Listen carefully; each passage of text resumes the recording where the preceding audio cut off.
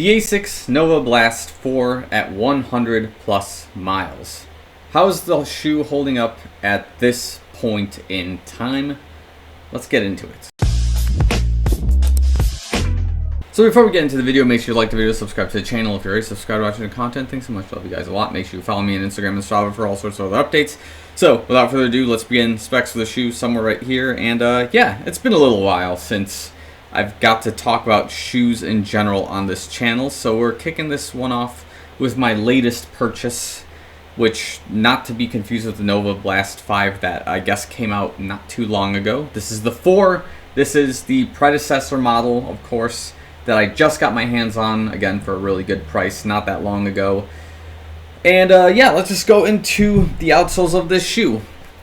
So during my small break of craziness involving work and whatnot, I couldn't get the 50-mile review done for this shoe. So we're skipping one at this point, and we're just going to kind of discuss a little bit of the experience between the 50 and the 100 miles, and then again, just break down what 100 plus is looking at this time. So let's get into, I guess, just break down the important pieces, right? So in my right foot, again, it's the exterior or anterior side of the shoe that we're paying attention to. The mileage in the shoe is about 50% treadmill, 50% outdoors. Just granted that the weather is kind of flipped upside down here in the Chicagoland area. So running outside is not as motivating as being on a treadmill, going nice and slow, nice and easy. Again, that's what the shoe is intended for, is my easier workouts, but yeah, we're here for what it is, right? As you can see, the foam in the central area of the shoe where we have these wedges is starting to take a little bit more of a beating, which again, this is not unexpected. What's more important for me on this channel is how is the symmetry of the wear on both shoes, right? But before we get into the symmetry, we'll just address the points that are taking the highest beat down. Again, for me, it's usually this anterior side, which again, the rubber is in great shape. It's got a little bit of a, I guess it may have marbled off the treadmill and whatnot, and it's got some shine to it, just like very faint, but it is still in a good position. It hasn't completely ripped in any sort of way from what I see. The central little piece there, that insignia in the rubber, hasn't faded off as well. And the only thing that's really taken a beating, like I said, is the foam in the central area of the shoe, but it's not too deep just because that rubber is still protective of the entire piece, right? My original concern, again, with the crevices on the shoe was whether debris would get stuck, like small pebbles, rocks, twigs, and I haven't really experienced any of those issues at this time, which I guess is a good thing. But again, it's something I'm going to pay attention more and more to as the shoe starts kind of losing a little bit of its structure and we start breaking out the wider piece of the shoe, because naturally, if I'm cutting into this more and we lose the crevice, I don't think we're going to have as much debris stuck, because there won't be a crevice to get stuck into, right? But that's not to exclude the possibility that may happen. Other pieces that are taking a severe beatdown is just closer here to the forefoot, the very tip of that foam area. It's got this kind of rip on the slight anterior side right there. And if we look at the left foot, we have sort of a similar occurrence there as well in the tip of the shoe. Again, with the left foot, however, we have more of this wear in this central area of the shoe, which was a little bit more expected, as I am a little bit more central landing with the left foot, and the right foot tends to lean a little bit more outward, just a smidgen, right? So if we look at this wear in particular, it's a little bit more beat down in the center, but it's still in great shape. Like the ride of the shoe, as we kind of transition to that piece, the ride has been excellent and consistent in this shoe for everything I need it for, right? And most of the workouts I've done in this, again, have been some outdoor, maybe like tempo-ish workouts. If I get in the mood and I want to have some spring in my step, then, you know, the tempo workouts will do just fine in the shoe.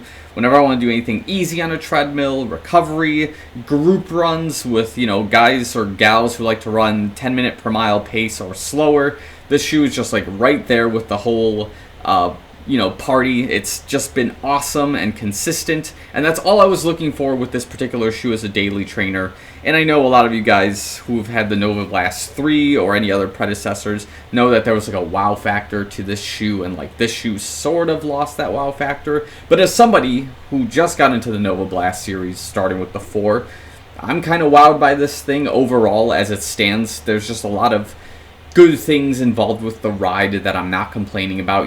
Just the consistency is the most important thing I look for. I'm not looking for like a shoe right now with a carbon plate. That's specifically why I bought this, because it doesn't have the carbon plate. But I'm not looking for like another daily trainer with a carbon plate that's going to be a little bit more stiff and is going to cause some ankle issues in the long term with running. Rather, I just want something with that reinforcement, that plush, that control, and in this case, the Fresh Foam Blast Plus foam compound is just really good across the board for whatever I'm looking to do, whether it's just to have that easy run, to slightly push into more of a tempo-centric kind of a run. And yeah, there's just no complaints on that. Other things to sort of note at this time, I guess, yeah, in the upper section here, there's no tears across the toe box area. You may see that there's some scuff that resembles like my toes across the shoe. And just fun fact there, this isn't as a result of running. This is more of when I do some daily weight training things with this shoe. When I'm doing like a variation of a crunch or crunches, I'm running my feet into, are those not dumbbells?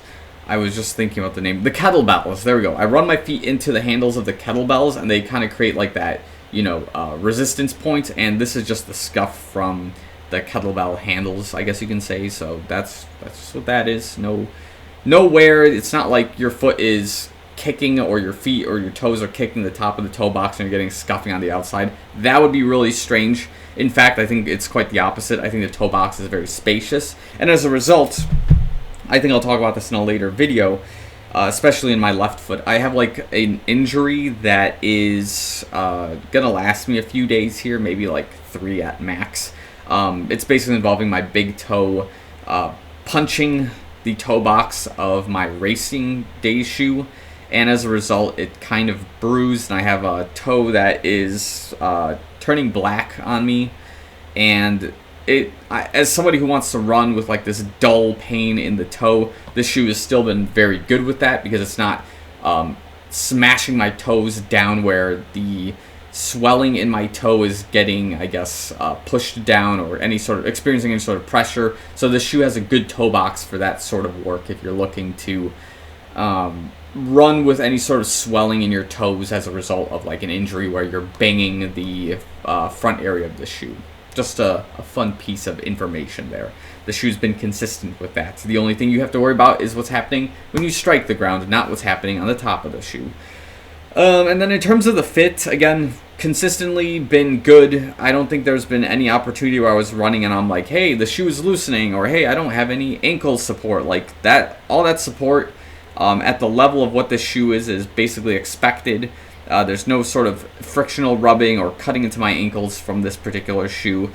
There's just very much not a lot to complain about, other than the fact that I would not use this for like my speediest of workouts, because it's not meant to be like a super fast shoe. It's meant to be comfortable, plush, kind of fast if you want to go fast, but it's not meant to be the rocket ship in your shoe lineup if you are somebody who plays by those rules, right? If you're somebody who has only one pair of shoes and wants to use it for everything, then yeah, okay, the Novablast 4 is great. But if you have the option for a Vaporfly, an Alphafly, an Endorphin Speed from Saucony or something along those lines, or the Metaspeed Sky, and you're an Asics San, that's or an Asics Stan, I guess you can say, then yeah, this is like the great daily trainer for your particular complement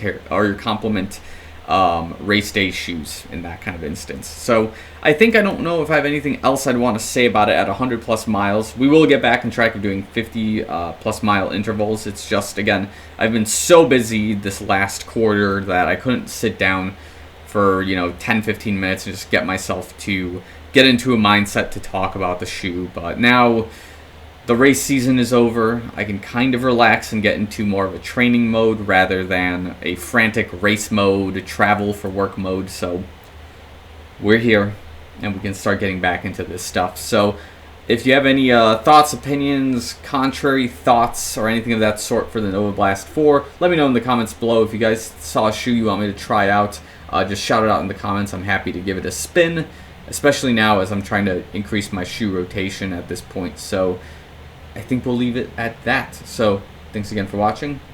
I'll see you guys in the next one.